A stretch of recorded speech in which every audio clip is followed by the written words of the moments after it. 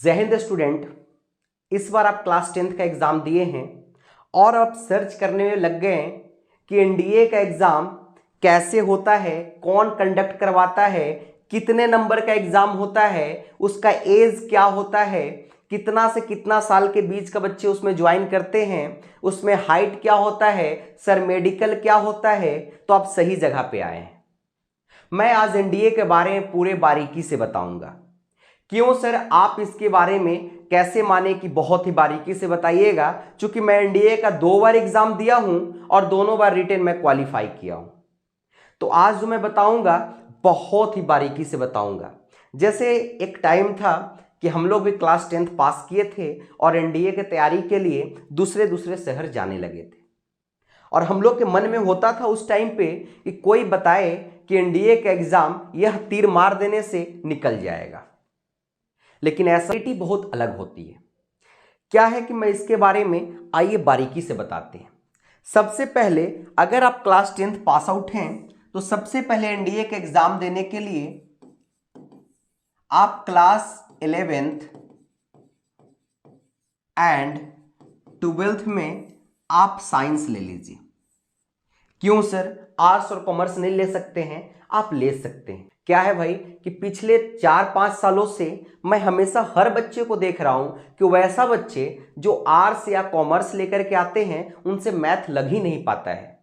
ये बात सच है यार। आप खुद सोचिए, आप मैथ के डर से आपने कॉमर्स और आर्ट्स लिया तो क्या आप एनडीए में फिर से आइएगा वापस तो आपसे मैथ लग पाएगा क्या? बिल्कुल नहीं लग पाएगा। तो सबसे पहले क्लास 11th और 12th में आप साइंस ले लीजिए। एनडीए का जो एग्जाम होता है वह आपका 900 नंबर का एग्जाम होता है। इसका 2 पार्ट में एग्जाम होता है, मतलब एक ही दिन में 2 बार एग्जाम होगा। पहला पार्ट आपका होगा, उसका एग्जाम आपका होगा मैथ्स का, जो कि मैथ्स कहां से रहेगा सर?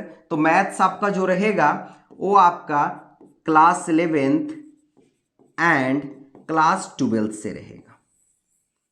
दूसरा सर, दूसरा आपका होता है जीएटी।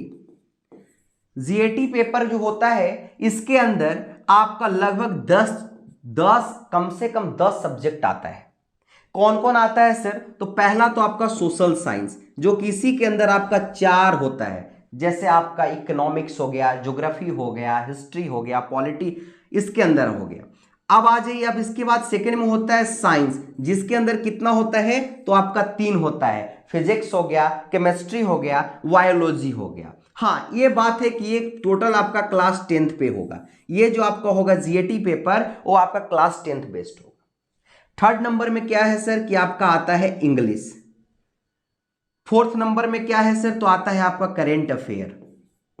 फिफ्थ नंबर में क्या है सर? तो यहां आता है आपका जीएस। ठीक है।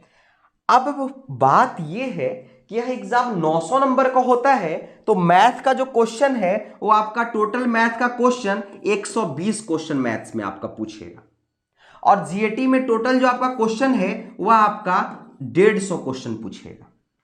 अब बात समझिए कि मैथ्स में जो क्वेश्चन आपसे पूछेगा वह क्लास 11th और 12th का पूछेगा, और जो आपका जीएटी में क्वेश्चन पूछेगा वो आपका 9, 10, 8, 7, 6 से पूछेगा। तो आप सोचिए कि दोनों तरीके से आपको घुमा रहा है वो। तो जिन बच्चों का क्लास 10th में सोशल साइंस, साइंस और इसके अलावा इंग्लिश ये सब अच्छा रहा होगा उनके लिए एग्जाम आसान हो जाएगा।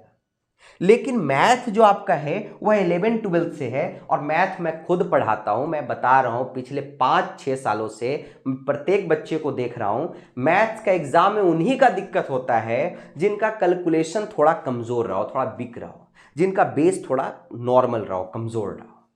तो बेस स्ट्रांग कैसे करेंगे सर? तो ये आपको क्लासरूम में बताया जाता है कि बेस स्ट्रांग कैसे होगा, वहां करवाया जाता है। देखिए, ऑनलाइन और ऑफलाइन में बहुत छोटा सा डिफरेंस है।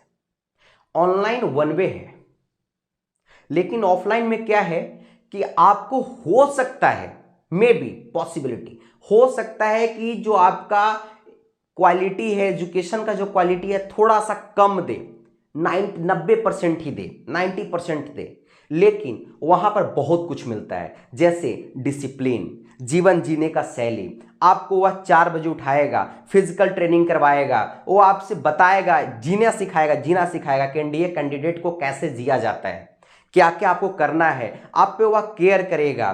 क्लासरूम प्रोग्राम है, टेस्ट है, सामने से आपके बताएगा कि क्या कमी है, कैसे सुधार करना है, आप पे नजर रखेगा। ऑनलाइन में ये चीजें नहीं है।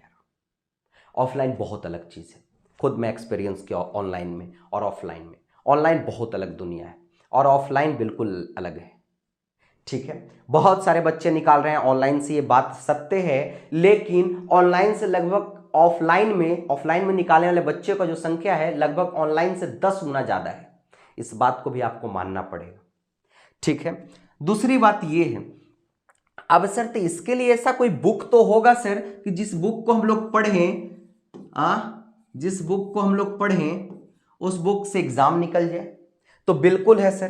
तो क्या है कि जैसे देखिए, इसका बहुत सारा बुक आता है, लेकिन जनरली जो हम लोग बुक क्लासरूम में यूज करवाते हैं, हम किसी को प्रमोट नहीं कर रहे हैं, कोई बुक ऐसा नहीं बोल रहे हैं कोई खराब है या फिर कोई अच्छा है, लेकिन जो हम लोग क्लासरूम में जो बुक यूज करवाते हैं वो दिशा का एनडीए का बुक आता है, जिसमें प्रीवियस ईयर क्वेश्चन होता है, उससे हम लोग क्वेश्चन लगवाते हैं।